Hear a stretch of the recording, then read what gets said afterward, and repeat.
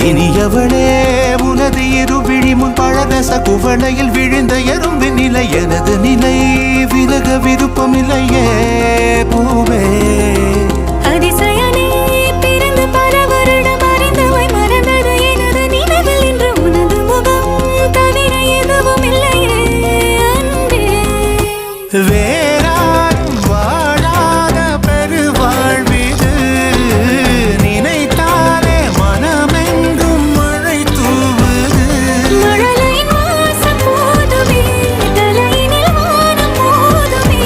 ஒரு கணமே உன்னை பிரிந்தால் உயிர் மலர் காய்ந்து போகுமே நீதானே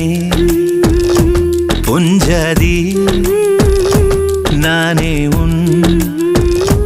சரிபாதி நீதானே பொஞ்சாதி